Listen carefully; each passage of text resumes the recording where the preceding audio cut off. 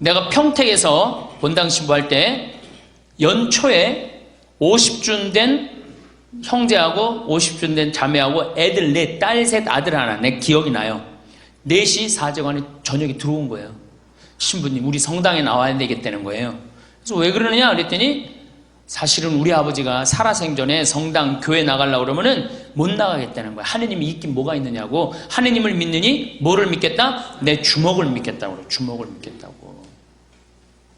주먹이 뭐 해주는데?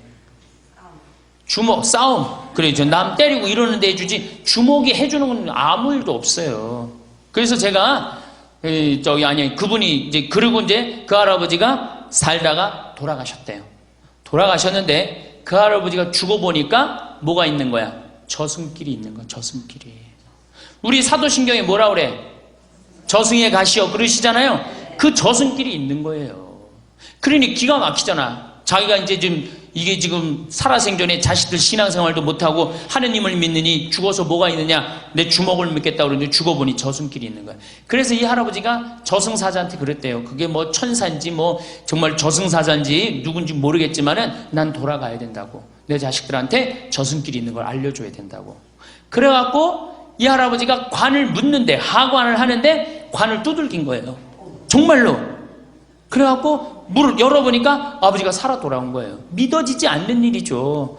그 자식도 그냥 정말로 미치는 일이지. 죽었던 아버지가 3일 만에 돌아와갖고 내가 죽어보니 저승길이 있단다. 니네들 성당에 나가라. 그리고 일주일 살다 돌아가신 거예요. 그래갖고 이제 그 장례를 최종적으로 하고 우리 집에 온 거예요. 사제관에 자기네들 성당 하느님 믿겠다고. 눈이 빨개져갖고 온 거예요. 살아생전에 여러분들 그런 경험하면 어떨 것 같아? 그럼 미치겠죠? 야, 이게 죽었던 사람이 와서 저승길이 있다고 알려주니 이거 미치는 거죠. 그래갖고 교리에 등록을 해갖고 얼마나 열심히 교리를 받았는지 몰라요. 그래갖고 세례를 받았어요. 그런 경험도 있어요. 물론 그분들 한 6개월 지나고 나면 다시 냉담했어요. 여러분들 기적이 일어나면 내가 신앙생활 잘할 것 같다. 하느님이 징표를 보여주면 내가 신앙생활 잘할 것 같다. 그런 생각 들죠? 의심이 날 때 그런 분들은 기적이 일어나도 6개월 지나고 1년 지나면 까먹어요. 믿음은요, 본다고 믿는 게 아니에요. 보지 않고도 믿는 게 진짜 믿음이라고 누가 얘기했어? 예수님이 얘기했어요. 예수님이. 아무리 물론 그분들 다시 또 이제 난 하느님을 믿는다고 생각하지만은 믿음이라는 건요, 그냥 하느님 이 자체가 하느님인데 온 세상에 하느님의 기운이 들어있는데 뭘 증거를 바라봐. 지금 내가 살아있는 것 자체가 이게 기적이고 이게 신앙인데. 그래갖고 내가 그렇게 세례줬던 경험도 있습니다. 그래서 이 죽음은 뭐가 있느냐? 아니에요. 죽음은요, 나는 내가 비산동 성당에서 어떤 경험이 있었느냐면은 99살 먹은 할머니야.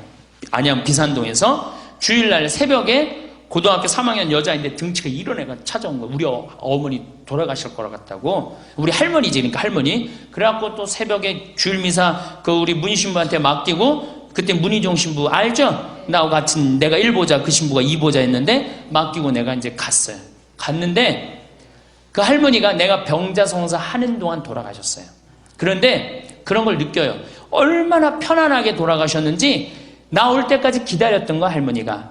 돌아가시는데 이 영혼이 올라가고 있는 걸 느끼겠더라니까. 아, 이분 지금 천당 가고 있구나. 그런 걸 느끼겠어요. 그런 경험이 참 많아요.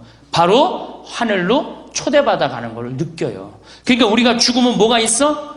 있어요. 천당 있어요. 천당이 없으면 세상의 질서가 무너지게 돼 있어요. 인간에게는 그래, 인간에게는.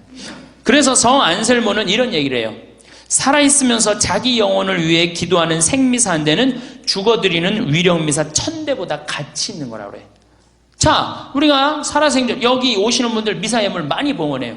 미사예물 봉헌하는 거 보면 자식 시험 잘 보게 해주고, 뭐 사법고시 잘 보게 해주고, 결혼하게 해주고, 맨 이런 거야. 또 기도를 해도 전부 다 다른 사람, 손자, 손녀, 뭐 전부 다 자기 자신의 구원을 위해서 미사 넣는 사람 하나도 없어요. 여러분들 자기 이름 놓고 자기 미사 봉헌하는 사람, 내가 이제까지 나는 내 이름으로 내가 써갖고 미사를 넣고 그 미사에 내 영혼의 구원을 위하여 미사 봉헌 나는 한 적이 한 번도 없다. 한번 손 들어봐요. 한 번도 손 들어봐. 한 번도 없죠?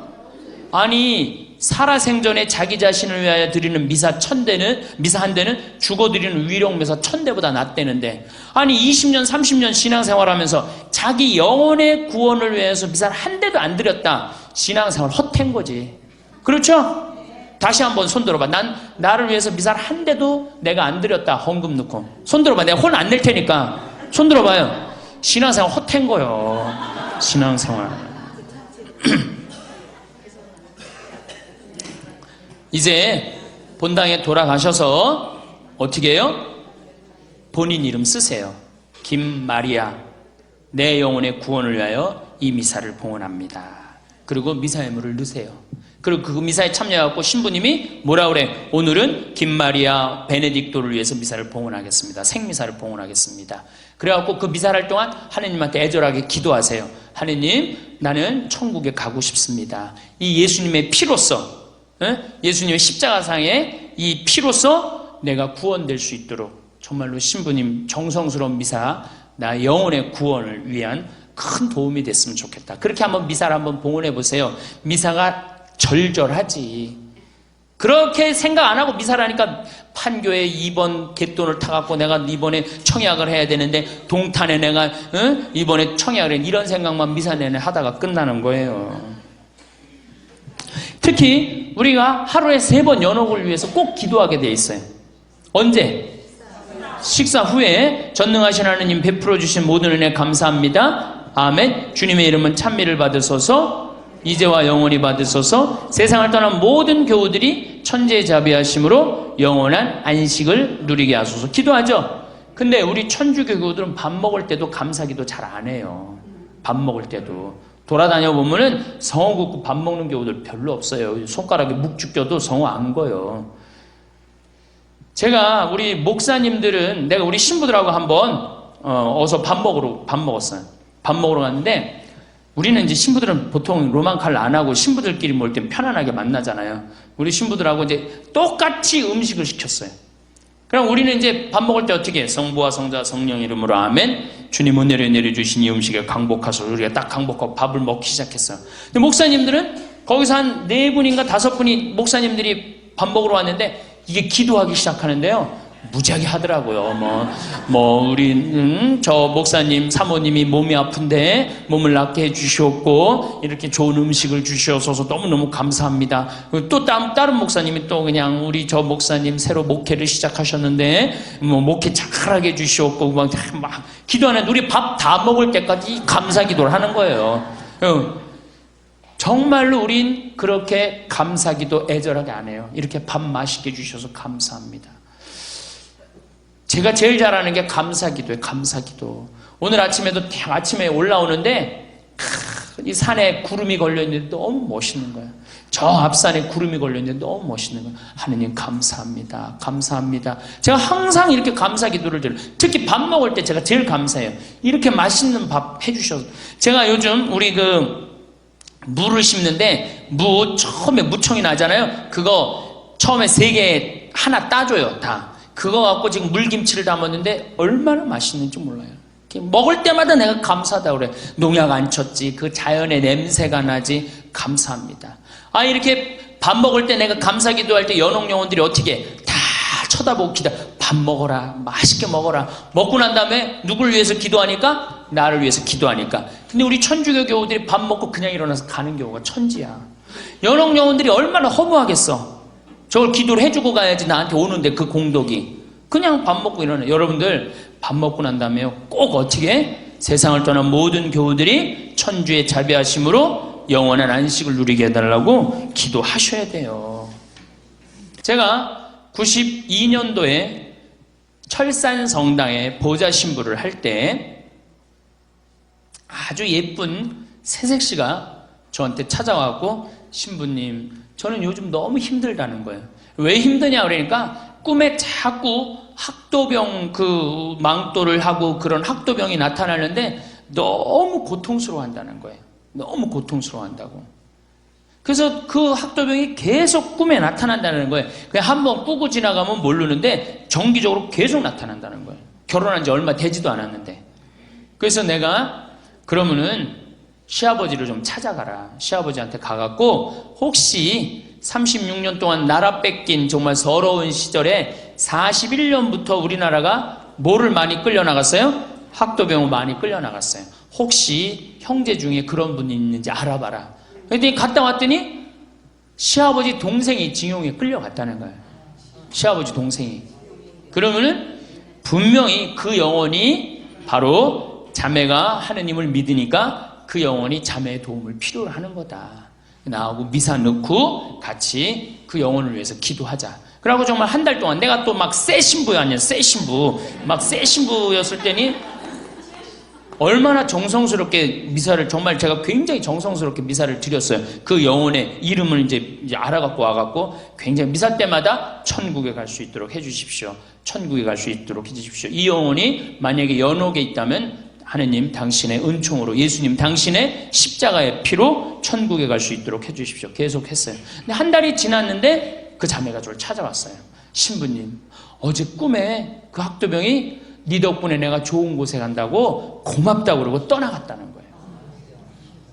누구 덕분에? 그 손자 며느리 덕분에 이 학도병은 우리 천주교는 뭐가 있어요? 연옥이 있어요.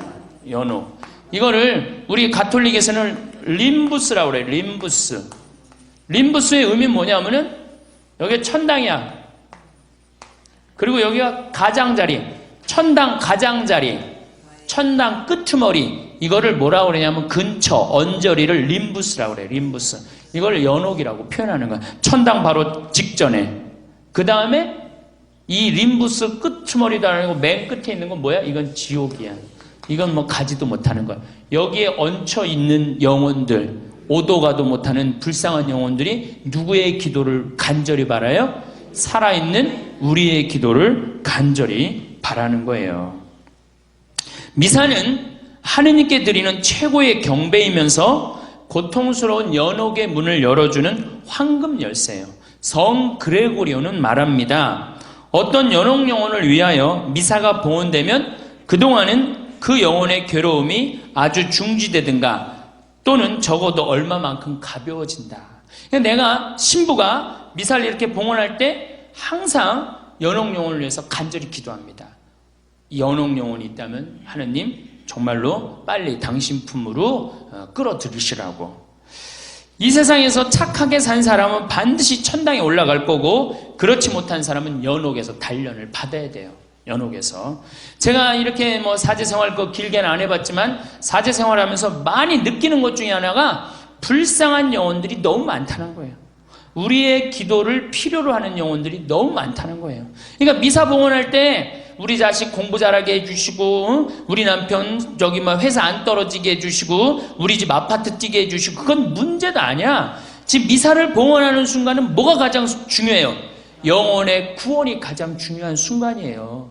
근데 우리 그냥 미사하면서도 그냥 엉뚱한 기도만 하는 거. 무슨 기도에? 세상의 복만 누리기를 기도하는 거예요. 미사는 그런 게 아니에요. 세상의 복을 누리기 위해서 드리는 게 미사 아니에요. 하나님께 찬양 드리고 또 영혼의 구원을 위하여 드리는 미사가 미사라는 거예요. 이 로마의 성 바오로 아시죠? 바오로 성인 목이 잘렸을 때 3번 목이 튀었다 해서 그 기념 성당으로 트레스폰타라고 그래요. 3번 목이 튀었다. 거기서 이 성당 아주 근사하게 전했죠.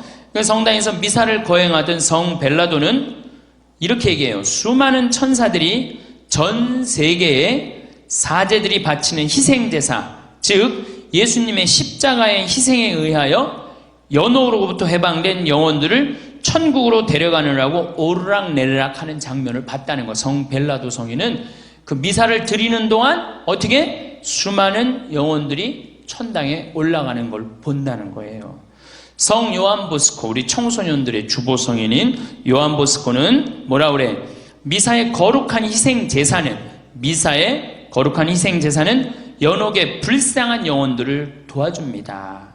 사실 미사는 그 영혼들의 고통을 덜어주며 그들이 고통받는 기간을 단축시켜주며 그들을 빨리 복된 왕국으로 데려다주기 위한 가장 효과적인 방법입니다. 그러니까 미사가 드려지는 동안 누구를 위해서 내가 미사를 드리고 있다. 그러면 그 사람 지향하는 사람은 고통이 연옥의 고통이 중지되든가 아예 그 고통이 끝이 난다는 거예요. 그리고 연옥에 있는 고통을 가장 쉽게 천국으로 올릴 수 있는 방법은 우리 예수님의 십자가상의 제사, 예수님의 십자가상의 희생이 연옥 영혼을 천국으로 올리는 거예요. 예수님이 왜 이 세상에 오셔서 십자가에 고통을 지셨어요? 천국문을 열어주기 위한 거야. 그 십자가의 제사가 바로 뭐예요? 미사예요. 그래서 미사를 우리는 뭐라고 불러? 구원의 미사라고 그러잖아. 구원의 미사. 구원의 미사라고 그러죠? 그러니까 우리가 구원을 위한 미사란 말이야. 연옥 영혼을 구원하기 위한 미사. 그러니까 미사할 땐 여러분들은 그런 지향을 두고 꼭 봉헌을 하셔야 됩니다. 최근 가장 가까이에서 성인이 된 비오 신부님께서는 많은 연옥 영혼들이 연옥에서 풀려나도록 미사를 바쳐달라고 부탁하기 위해서 신부님한테 많이 나타난다는 거예요. 난 너무너무 고통스러우니까 날 도와달라고. 아까 제가 말씀드렸던 그 새색시 얘기도 똑같은 거예요. 그러니까 많은 연옥 영혼들이 누구의 기도를 바래? 우리의 기도를 바란단 말이야. 근데 우리는 엉뚱하게 미사 때 연옥 영혼을 위해서 기도하는 건 아니고 어디다 대고 기도해? 이 세상 복 달라고 기도한단 말이야. 그러니까 이거 안 되는 거죠. 그러니까 방향을 잘못 잡았다는 거 신앙생활에.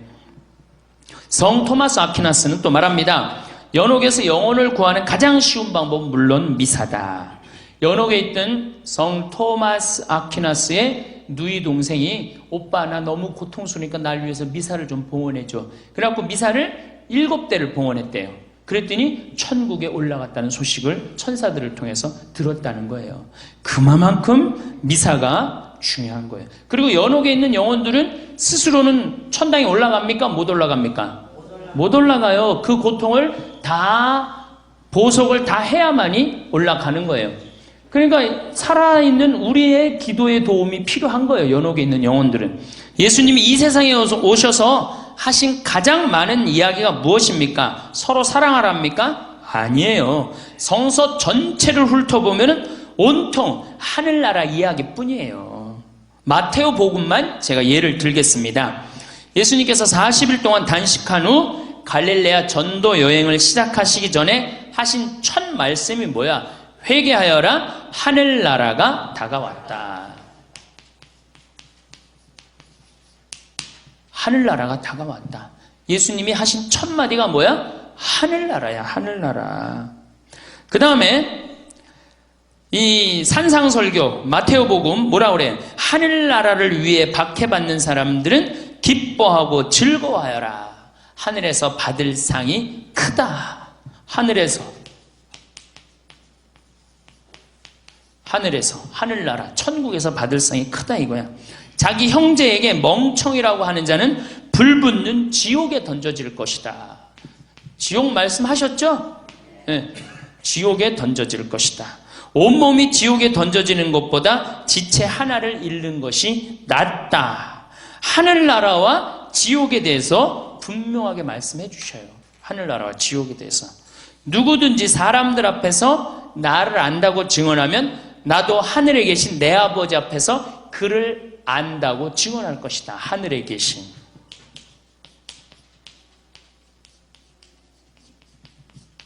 그렇죠? 하늘나라, 하늘에서 하늘에 계신. 예수님은 또 하늘나라가 얼마나 가치 있는 곳인지 다음의 비유를 들어 말씀하십니다. 하늘나라는 밭에 숨겨진 보물과 같다. 그 보물을 발견한 사람은 그것을 다시 숨겨두고서는 기뻐하며 돌아가서 가진 것을 다 팔아 그 밭을 산다. 자, 하늘나라는 밭에 숨겨진 보물. 우리 내가 지금 배추 심고 무 심는데, 봤더니 어떻게 해? 내가 지금 배추밭, 무밭 빌려서 하거든요. 근데 알고 봤더니 그 보물이 있어. 가득 들어있어. 배추 심는데. 그럼 어떻게 해? 내가 가지고 있는 거 다 팔아서 그 밭을 산다는 거죠. 하늘나라는 그거하고 똑같다는 거예요. 그러니까 우리 할머니들 평생 지금까지 이제 살아왔으니까 이제는 내가 가진 거 다 팔아서 뭐 사야 돼? 하늘나라 사야 돼. 자식들한테 땅 물려주고 집 물려줄 게 아니라니까. 예? 하늘나라를 살 생각을 해야 돼. 근데 우리는 하늘에 관심 있어요? 세상에 관심 있어요? 솔직해서 좋으네. 예. 세상에 관심 있잖아요. 세상에. 또 하늘나라는 좋은 진주를 찾는 상인과 같다. 그는 값진 진주 하나를 발견하자 가서 가진 것을 모두 처분하여 그것을 산다. 그러니까 하늘나라는 니네가 가진 걸 다 팔아서 사도 아깝지 않다는 거예요. 예수님 말씀에 의하면. 왜 천주교 교우들 죽기 전에 성당의 신부님이나 수도원에 가서 모든 재산 성당 지어서 봉헌하면서 죽는 사람이 드무냐? 나는 이제까지 지금 17년 사제 생활하면서 수원교구에 정말 돈 많은 사람이 죽으면서 내가 성당 하나 져서 봉헌하겠다. 30억, 40억 기증하고 죽은 사람 하나도 못 봤어요. 근데 내가 로마나 이탈리아, 프랑스 성지순례 가보면요. 한 사람이 기증하고 지은 성당 수두룩해요. 한 사람이. 자기가 가진 재산 다 팔아서 성당 짓고 돌아간 사람 수두룩해요. 근데 우리는 왜 천주교 교우들이 그게 없어? 우리는 하늘나라에 관심이 없어. 어디에 관심 있어? 세상에 관심 있어. 세상에. 개신교 내가 이렇게 얘기 들어보면은 어떤 성도들은 교회 시골 교회 한두 개 줘서 봉헌하는 사람들 많아요. 잘 사는 사람들. 근데 천주교는 절대 안 그래. 왜? 우리는 세상에 마음의 평화를 얻는 게 훨씬 관심이 많은 거예요. 우린 연옥 때문에 그래. 이놈의 연옥이 문제예요. 개신교는 하늘나라는 지옥이야. 중간 연옥이 없어. 우리는 믿는 구석이 뭐야? 연옥이 믿는 구석이야. 그래도 연옥은 갈 수 있지 않느냐. 이게 이제 문제죠, 신앙에. 하늘나라는 이 어린이들 같은 사람들 것이다. 부자가 하늘나라에 들어가는 것보다는 낙타가 바늘구멍으로 빠져나가는 것이 더 쉽다. 예수님이 강론하신 모든 건 다 어디로 향해 있어요? 하늘나라로 향해 있어요. 하늘나라로. 그러니까 우리는 뭐를 희망해야 돼? 하늘나라를 희망해야 돼. 황소와 살찐 짐승을 잡아놓고 혼인잔치에 사람을 초대하였는데도 세상 일에 눈이 어두워서 밭에 나가고 소보러 가고 장사로 나가고 초대에 응하지 않자 잔치집 주인은 길거리에 나가 아무나 다 초대하러 화가 나갔고, 자기 영혼의 구원을 위해서 신경 하나 쓰지 않는 우리 천주교 교우들 정신 상태를 너무 잘 표현하는 성서구절이에요. 그렇죠? 하늘나라의 잔치집에 초대했는데, 하늘나라 잔치집에 초대를 했는데, 아유, 나는 막 밭에 나가봐야 된다. 난 장사 나가야 된다. 난 소를 5쌍을 샀는데 소 보러 나가야 된다. 이러고 잔치에 초대 안 하잖아요. 열 처녀의 비유를 들어 하늘나라에 들어가기 위해서는 항상 등불에 기름을 준비하라고 말씀을 하세요. 그러니까 예수님 이 세상에 오셔서 강론 처음부터 끝까지가 뭐야? 하늘나라에 초대하는 내용이에요. 그리고 십자가에 못 박혀 돌아가시면서 뭐라고 그래?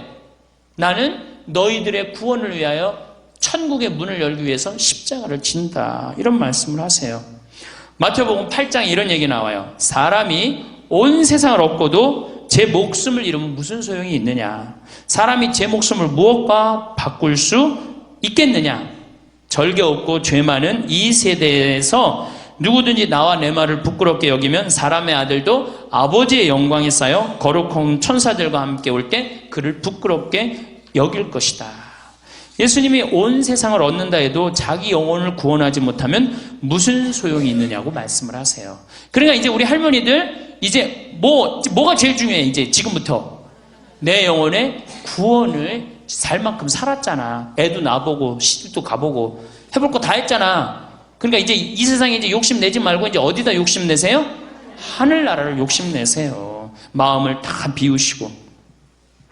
우리는 미사 내내 우리의 구원을 위하여 기도하고 있습니다. 참회 예절을 마치고 사제가는 기도문을 가만히 들어보세요. 전능하신 하느님, 저희에게 자비를 베푸시어 죄를 용서하시고 어디로 이끌어달라고 그래? 영원한 생명으로 이끌어달라고 그래. 영원한 생명. 그렇죠? 사도신경 마지막에 뭐라 그래? 거룩하고 보편된 교회와 모든 성인의 통공을 믿으며 죄의 용서와 육신의 부활을 믿으며 영원한 삶을 믿나이다. 이거 봐봐. 영원한 삶, 영원한 생명, 하늘나라, 하늘에서 하늘에 계신, 우린 맨 하늘나라를 계속 얘기하고 있어요. 천국을 얘기하고 있단 말이에요. 아울러 성찬전례 이 양식을 보면 사제는 죽은 이들을 위해서 기도해요. 이 세상에서 불러가신 베드로를 생각하소서. 이 세상에서 물러가신 데레사를 생각하소서. 이 세상에서 물러간 요한을 생각하소서. 그는 세례를 통해 성자의 죽음에 동참하였으니 그 부활도 함께 누리게 하소서. 그렇죠? 부활, 죽었다가 살아나는 거, 예수님 부활하신 것처럼 그 부활도 함께 누리게 하소서.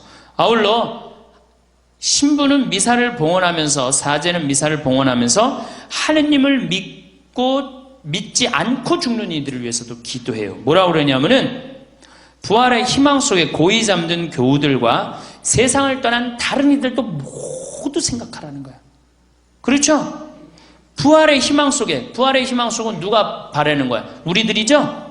아울러 세상을 떠난 모든 이들도 생각하시어 그들이 주님의 빛나는 얼굴을 배웁게 하소서. 어디에 계신? 하늘에 계셔서 빛나는 얼굴을 배웁게 해달라는 거. 그러니까 미사 내내 뭐를 위해서 기도해? 구원을 위해서 기도하는 거. 구원을 위해서. 아울러 미사를 봉헌하는 이들을 위해서도 신부는 기도해요. 뭐라 그래? 저희에게도 자비를 베푸시어 영혼으로부터 주님의 사랑을 받는 하나님의 어머니 복되신 동정 마리아와 복된 사도들과 모든 성인들과 함께 어떻게? 영원한 삶을 누리게 하소서. 그러잖아요. 참. 그러니까 미사 내내 하느님께 찬양 드리고 경배 드리고 그 다음에 뭐를 위해서 기도드려? 구원을 위해서 기도해요. 어제 미사 경문 봐요. 하느님께 경배 드리고 그 경배가 우리 구원의 길이 되게 해달라고 기도하죠. 그러니까 우리 신앙의 근본적인 목적은 뭐야? 하느님께 경배하고 그 다음 뭐야? 내 영혼의 구원을 위한 거예요. 마음의 평화를 얻기 위해서 나오는 게 아니에요. 하느님께 경배드리고 내 영혼의 구원을 위해서 기도하는 거예요. 우리는 이런 미사의 의미도 모르고 미사 때 누구를 기억하는 일도, 죽은 이를 기억하는 일도, 나의 영혼을 위해 기억하는 일도 없고 엉뚱한 것만 기억하잖아요. 돈 많이 벌게 해주고 건강하게 해주고. 진짜 중요한 건 내 영혼의 구원을 위한 거예요. 내가 신학교 2학년 때 아주 재미난 일이 있었어요. 재미난 일이라기보다도 의미 있는 일이었죠. 제가 사실 신학교 들어갈 때 우리 집에서 성당 다니는 사람이 아무도 없었어요. 나만 성당 다녔어요. 나만 성당 다니니까 집에서 이해가 안 가는 거죠. 신학교 간다니까. 장가도 가야 되고 애도 놓고 살아야 되는데 신학교 간다니까 집에서 이해가 안 돼. 제가 신학교 합격하던 날 어머니한테 두들겨 맞았어요.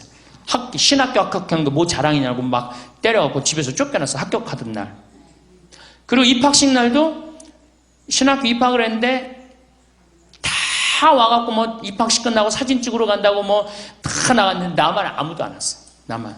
그래갖고 이제 다 사진 찍으러 나가고 신학교 강당에서 가만히 있는데 뒷꼭지가 가렵더라고. 이렇게 쳐다보니까 2층에서 어머니가 3분 동안 째려보더니 그냥 집에 가더라고. 진짜로.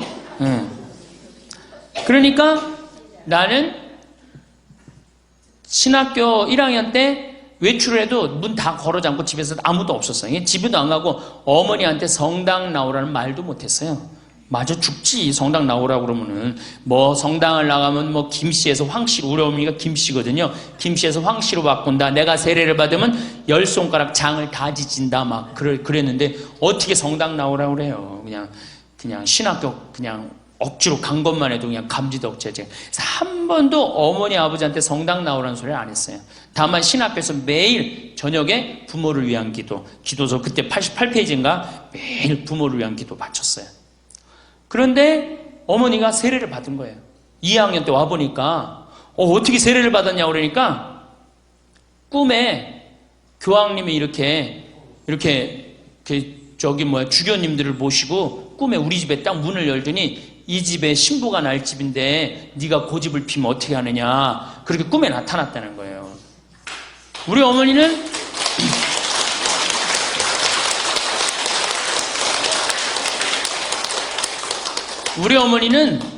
교황님 아니면 안 놀아. 교황님 아니면 안 놀아. 그래갖고 세례를 받았다는 거예요. 그래갖고 발칵 뒤집혀져 갖고 동네 전체가 거의 다 세례를 받았어요.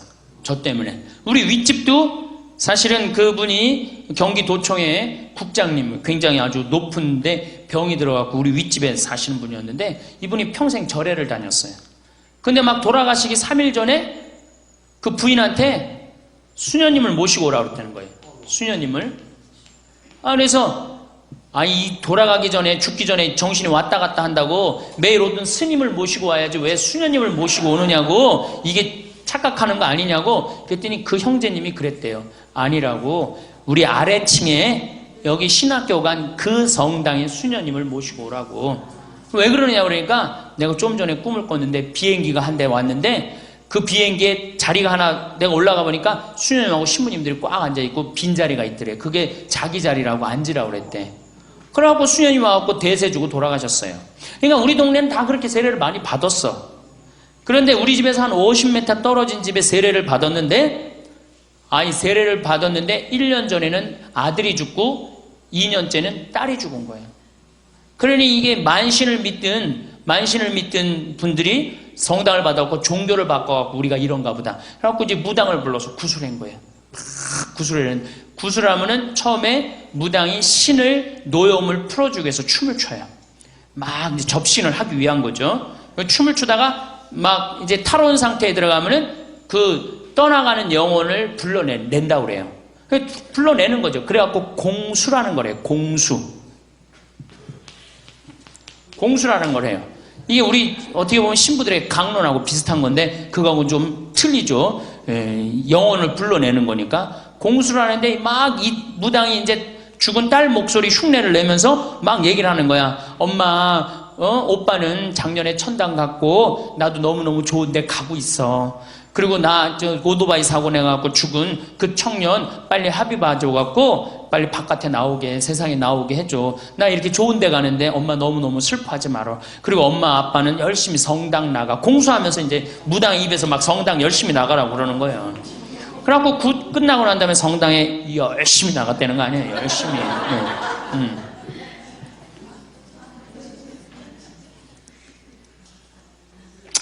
제가 이렇게 영혼의 그런 교감, 많은 영혼들이 우리의 도움을 필요하고 많은 영혼들이 천국으로 올라가 있고, 성 벨라도 성인이 말씀을 하셨듯이 우리가 미사를 봉헌할 때 수많은 연옥 영혼들이 올라가요. 그래서 제가 미사를 봉헌할 때 이렇게 미사 지향 들어오잖아요. 세상을 떠난 누구를 위해서 기도하려고 할 때 항상 제가 속으로 바치는 기도가 뭐야? 이 영혼들이 혹여 연옥이 있다면 이 미사를 통해서, 예수님의 십자가의 희생을 통해서 바로 천국에 올라갈 수 있도록 하느님 자비를 베풀어 달라고 꼭 제가 정성 들여서 꼭 미사를 봉헌해요. 그리고 전 지금도 미사를 계속 기억하는 사람들이 많아요. 아마 제 생각엔 이미 천당에 갔을 거야. 그럼 뭐 내가 확인할 길이 있어야지, 뭐 영적으로 깊어야지 뭐 천당에 갔는지 안 갔는지를 알지. 그러니까 계속 해는 거지. 이제 죽어서 이제 언제 갔는지는 이제 그건 나중에 알겠지만은, 여러분들도 그렇게 기도하셔야 돼요. 하늘나라는 예수님께서 우리에게 가장 확실하게 들려주고 싶었던 선물이에요. 우리에게 주고 싶었던 선물은, 우리가 마지막 날에 오른편에 앉느냐 왼편에 앉느냐, 아니면 쭉정이 걸러가고 영원히 꺼지지 않는 불 속으로 들어가느냐는 우리가 이 세상에서 어떻게 사느냐가 중요한 거예요. 가난하고, 마태복음 25장에 나오잖아요. 가난하고 헐벗고 굶주리고 목마른 사람에게 해준 게 곧 누구한테 해준 거야? 나한테 해준 거다. 나한테 해줬으니까 내가 그 상을 누구한테 줘? 천당에서 너한테 주겠다. 이 세상에서 가난하고 헐벗고 굶주린 사람한테 안 해준 건 곧 누구한테 안 해준 거야? 나한테 안 해준 거다. 나한테 안 해줬으니까 넌 나한테 받을 상이 없으니까 너는 불붙는 지옥으로 가는 거다. 그러니까 우리는 죽은 이후의 세계에 대해서 많이 생각하셔야 돼요. 제가 비산동, 오늘 아주 비산동 잘 왔네. 비산동 성당에서 기억날 거야. 부활 성야 때 내가 강론했던 거 그거 기억날 거야. 헌금 얘기했던 거. 1,000원 가지고 10,000원 만드는 방법, 10,000원 가지고 100,000원짜리 만드는 방법 기억나시죠? 기억나는 분들, 야, 15년 전 강론을 기억을 하네. 제가 뭐라 그랬어요? 헌금을 1,000원을 이렇게 갖고 어떻게 이걸 두들겨 패면 파랗게 멍들어. 그럼 파란 10,000원짜리가 되잖아요. 그렇죠? 파란 10,000원짜리를 들고 멍드는 이놈을 15층에 올라가고 흔들어. 떨어질까 하얗게 질리잖아. 그럼 수표가 되는 거야. 그래갖고 내라고 내가 강론했던 거 기억나죠? 15년 전 강론이야. 근데 그때 내가 또 무슨 강론을 했느냐면은 천당 갈 사람 손들어 보라 그랬어요. 그때 비산성당이 굉장히 크죠. 한 2,000명 정도 부활 성야미사에 2,000명 있었어. 그때 50명이 천당 갈 사람 손들어 할 때 2,000명 중에 50명이 귀 밑에 올라갔다 내려갔다 하더라고. 50명이. 아니 예수님 부활 축하 미사야. 그 축하 미사에 천당 갈 사람 손들어 그랬더니 50명이 귀 밑에 올라갔다 내려갔다 하는 거예요. 기가 막히죠? 그렇죠? 2,000명이 다 손을 들고 알렐루야 아멘에도 전찬을 판국에 어떻게 50명이 귀 밑에 올라갔다 내려갔다. 1950명 안 되는 거예요. 연옥 갈 사람 손들어 보라니까 한 100명이 귀 밑에 올라갔다 내려갔다 하더라고. 100명이. 더 기가 막힌 거 지옥 갈 사람 손들어 보니까 50명이 귀 밑에 올라갔다 내려갔다. 50명이. 물론 이렇게 말하는 분들이 계실 거예요. 신부님 우리가 겸손해서 그렇다. 우리 천주교구들은 다 천당 갈 만큼 열심히 살고 착하게 산다. 천주교구들은 틀려도 뭐가 틀리다. 천주교도 말만 하는 게 아니라 행동으로 착하게 산다. 물론 그럴 수 있어요. 하지만은 제가 보기에는 50명이 귀 밑에 올라갔다 내려갔다는 건 그건 아니에요. 성당 나오는 거는 그것도 예수 부활 대축일 성야미사에 전부 다 손들고 알렐루야 예수 부활했으니까 나도 부활해야 된다. 이래야지 50명이 귀 밑에. 이게 왜 그래? 연옥이 있어서 그래. 연옥이. 그러니까 연옥이 있으니까 하늘나라 세상 연옥 양다리 걸치기 하는 거예요. 양다리 걸치기. 하늘나라도 가고 싶고 세상도 누리고 싶고. 그래갖고 어느 날 갑자기 부활대축일은 혹시 하느님이 나 까먹을까봐 부활대축일을 한번 가고, 또 세상에 너무 열심히 나가다가 또 어떻게 열심히 나가다 성탄 때 하느님이 나 까먹을까봐 나오고. 개신교는 주일날 쉬어요 안 쉬어요? 주일날 개신교 장사하는 사람들 거의 다 쉬어요. 천주교는 쉬는 사람도 있고 안 쉬는 사람도 있고 그래요. 이 연옥 때문에. 연옥 때문에. 근데 예수님이 연옥 주려고 이렇게 십자가의 고통을 겪으셨을까요? 아니죠. 예수님은 우리에게 천국을 선물로 주시기 위해.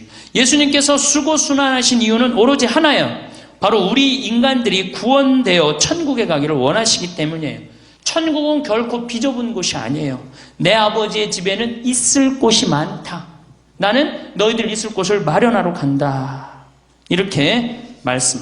있을 곳이 많다고 그랬는데 2,000명 중에 50명이 귀 밑에 올라갔다 내려갔다 하면 어떻게 2,000명 다 손들어도 있을 곳이 많다는데. 그래서 우리 할머니들 이제 우리가 신앙생활하는 근본 목적은 뭐예요? 하느님을 경배하기 위한 거예요. 우리가 사는 모든 건 하느님의 은총이기 때문이에요. 우리가 누리고 있는 건 모든 건 하느님의 은총이에요.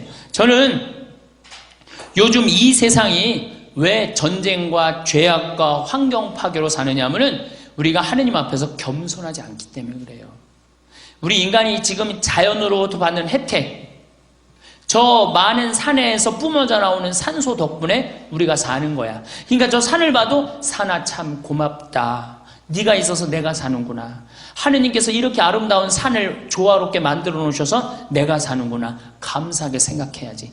저 산을 파헤치고 망가뜨리고 자기네들 해고 싶다고 골프장 그냥 다 밀어내고 그냥 자기네들 누리는 것만 다 쓰잖아요. 파괴하고.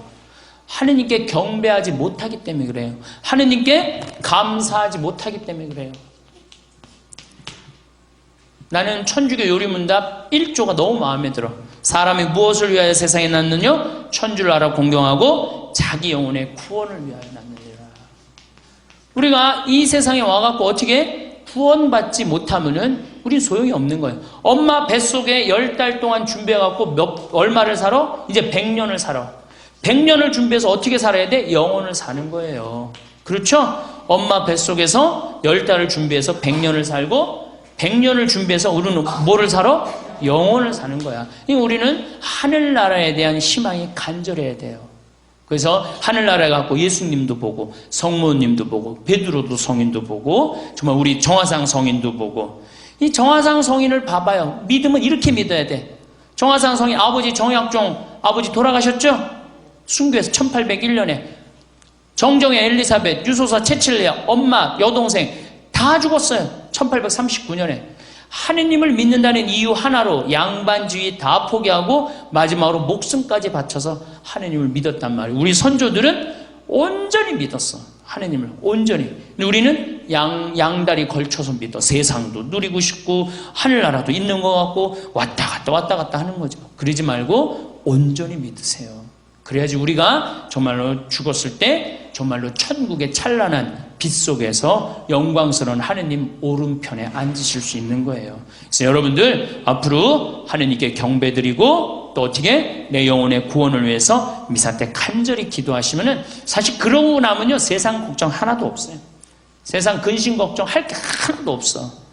이 세상 곧 짧은 거 뭐 그렇게 매달려갖고 고통스럽게 연연하고 그래요. 영원한 생명을 희망하는 우리들인데 하느님의 상속자가 된 우리들인데 그러니까 우리는 그때 뭐를 누릴 수 있어? 마음의 평화를 누릴 수가 있는 거예요. 가만히 창밖을 바라봅니다. 나무숲이 햇살에 반짝이는 모습이 보입니다. 모든 것이 새롭고 경이롭던 어린 시절에는 저 나무숲 하나에도 온 세상이 담겨 있는 듯 신기했습니다. 여린 새싹이 돋아나는 봄처럼 모든 것이 가능성으로 가득했던 시절입니다. 시간은 쉼 없는 강물처럼 흘러 뜨거운 태양 아래 땀 흘리며 치열하게 살던 여름과 같은 청춘을 지났습니다. 풍성한 열매를 맺기 위해 쉼 없이 달렸던 그때의 기억이 아련합니다. 이제는 알록달록했던 단풍잎이 모두 떨어지고 앙상한 가지만 맘은 겨울나무처럼 우리 인생에도 황혼이 찾아왔습니다. 머리 위에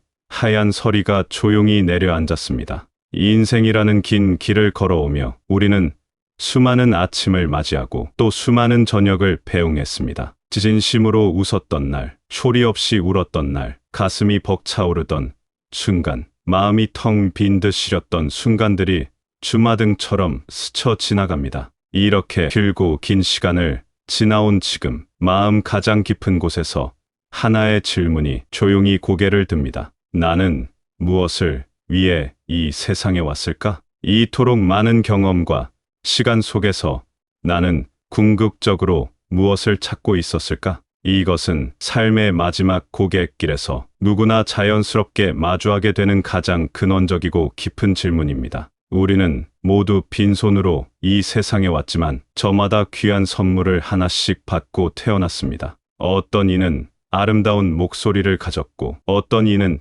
따뜻한 음식을 만드는 손재주를 가졌습니다. 흥겹게 어깨를 들썩이며 춤을 추는 재능, 다른 사람의 아픈 이야기를 잠잠히 들어주는 귀, 작은 들꽃 한 송이를 보고도 그 아름다움에 감탄하는 맑은 감성.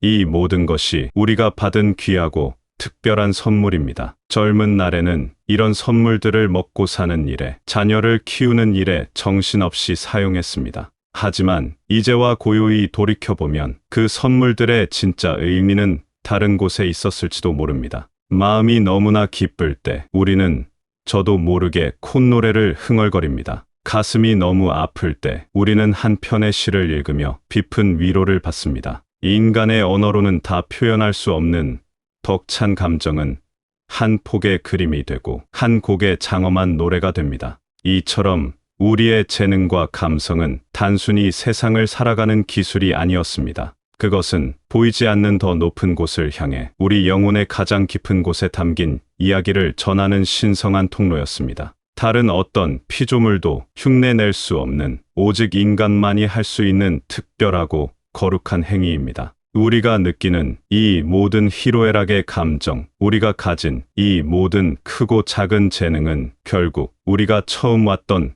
그곳으로 되돌려 드려야 할 가장 아름답고 향기로운 예물입니다. 우리가 이 세상에 온 첫 번째 이유가 바로 여기에 있습니다. 우리가 가진 가장 아름다운 것들로 보이지 않는 숭고한 존재를 느끼고 그분의 위대함을 찬미하며 영광을 돌려드리는 것. 그것이 우리 존재의 첫 번째 목적입니다. 우리에게는 두 개의 주머니가 있다고 합니다. 하나의 주머니는 이 세상을 살아가는 동안 채우는 눈에 보이는 주머니입니다. 돈, 명예, 지식, 재산 같은 것들을 평생에 걸쳐 차곡차곡 채워 넣습니다. 더 많이 채우기 위해 땀, 흘려 일하고 때로는 마음을 졸이고 때로는 남과 비교하며 속상해하기도 했습니다. 이 주머니를 채우는 것이 인생의 성공이라 믿으며 밤낮으로 애를 썼습니다. 그리고 또 하나의 주머니가 있습니다. 그것은 우리의 눈에는 잘 보이지 않는 오직 마음으로만 느낄 수 있는 영혼의 주머니입니다. 그 안에는 사랑, 감사, 용서, 친절, 그리고 침묵 속의 기도와 같은 것들이 소중하게 담깁니다. 대부분의 사람들이 첫 번째 주머니를 채우는데 온 힘과 시간을 쏟으며 살아갑니다. 남들보다 더 큰 주머니를 가지려고 애쓰고 그 안을 세상의 것들로 가득 채우고 나서야 비로소 안도하고 성공했다고 생각합니다. 하지만 인생이라는 긴 여정이 끝나갈 무렵 우리는 한 가지 중요한 진실을 깨닫게 됩니다. 땀과 눈물로 채웠던 그 첫 번째 주머니는 이 세상에 모두 두고 가야 한다는 서글픈 사실을 말입니다. 평생을 바쳐 마련한 크고 화려했던 집도, 통장에 가득했던 재산도, 사람들이 불러주던 명예로운 직함도, 그 어떤 것도 저 세상 길에는 가져갈 수 없습니다. 결국 우리 손에 남는 것은 단 하나, 두 번째 주머니, 바로 영혼의 주머니뿐입니다. 우리가 이 세상에 온 두 번째 목적은 바로 이 영혼의 주머니를 보석으로 가득 채우기 위함입니다. 자기 영혼의 구원을 위해 이곳에 온 것입니다. 하지만 우리는 얼마나 자주 이 두 번째 주머니가 있다는 사실조차 잊고 살았습니까? 세상 일에 마음이 너무나 바빠 내 영혼이 목말라하고 굶주리는 것을 제대로 돌보지 못했습니다. 이제 조용히 눈을 감고 먼저 떠나보낸 이들을 떠올려 봅니다. 사랑하는 부모님, 먼저 간 친구, 혹은 내 인생의 동반자였던 배우자를 생각합니다. 그들은 지금 어디에서 우리를 바라보고 있을까요? 천주교에서는 연옥이라는 곳이 있다고 말합니다. 아직 하늘나라의 빛에 온전히 들지 못하고 마지막 정화를 거치며 준비하고 있는 영혼들이 머무는 곳입니다. 그곳의 영혼들은 스스로를 위해 아무것도 할 수 없습니다. 오직 이 땅에 남겨진 우리들의 사랑과 기도를 간절히 기다리고 있다고 합니다. 마치 깊은 물에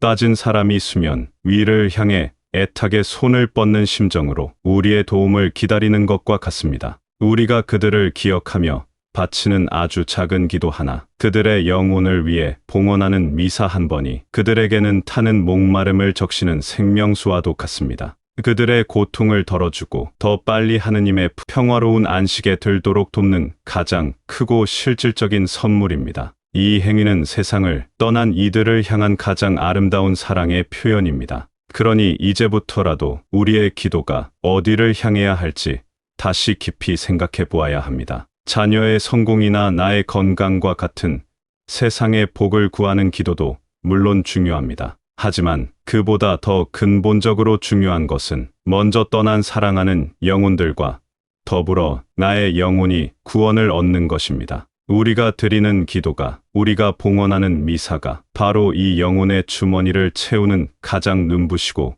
귀한 보석이 됩니다. 우리의 작은 기도가 시간을 넘어 공간을 넘어 다른 영혼에게 가 닿는다는 사실은 얼마나 신비롭고 위대한 일입니까? 예수님께서 이 세상에 오셔서 사람들에게 가장 많이 그리고 가장 간절하게 하신 말씀이 무엇인지 아십니까? 바로 하늘나라에 대한 이야기였습니다. 그분은 하늘나라가 마치 밭에 숨겨진 보물과 같다고 하셨습니다. 어떤 사람이 밭을 갈다가 우연히 엄청난 보물이 든 상자를 발견했습니다. 그는 기쁨을 감추지 못하고 돌아가 자신이 가진 모든 것을 팔아 그 보물이 숨겨진 밭을 샀다고 합니다. 또한 하늘나라는 값비싼 진주를 찾는 상인의 비유로도 설명됩니다. 세상에서 가장 아름답고 완벽한 진주를 찾아다니던 상인이 마침내 그토록 찾아 헤매던 진주를 발견했을 때 그는 한치의 망설임도 없이 자신의 전 재산을 팔아 그 진주 하나를 샀습니다. 이 비유들이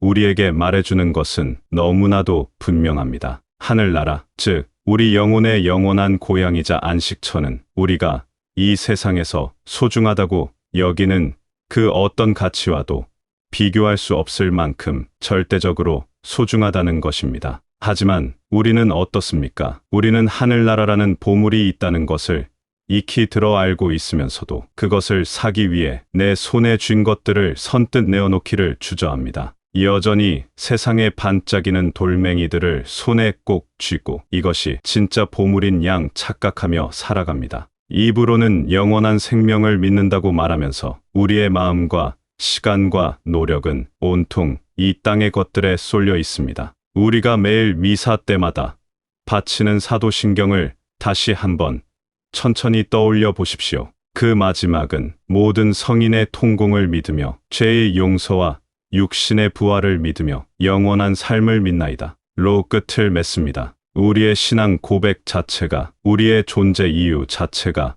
바로 영원한 삶, 하늘나라를 향하고 있음을 명확히 보여줍니다. 이 인생의 황혼은 모든 것이 시들어가는 쓸쓸한 시간이 아닙니다. 오히려 세상의 헛된 안개가 걷히고 진짜 중요한 것이 무엇인지, 얘가 평생토록 찾아 헤맨 진정한 보물이 무엇이었는지를 또렷하게 깨닫는 은총의 시간입니다. 우리가 왜 이 세상에 왔는지 그 근본적인 질문에 대한 답을 온몸으로 확인하는 시간입니다. 우리는 숭고한 존재를 알아보고 그분께 우리가 가진 가장 아름다운 것을 바치기 위해 이 땅에 왔습니다. 그리고 썩어 없어질 세상의 것들이 아닌 영원히 빛날 영혼의 주머니를 가득 채워 구원받기 위해 이 땅에 왔습니다. 이것이 우리 인생의 가장 중요하고도 유일한 목적입니다. 참으로 긴 시간 정말로 애쓰며 살아오셨습니다.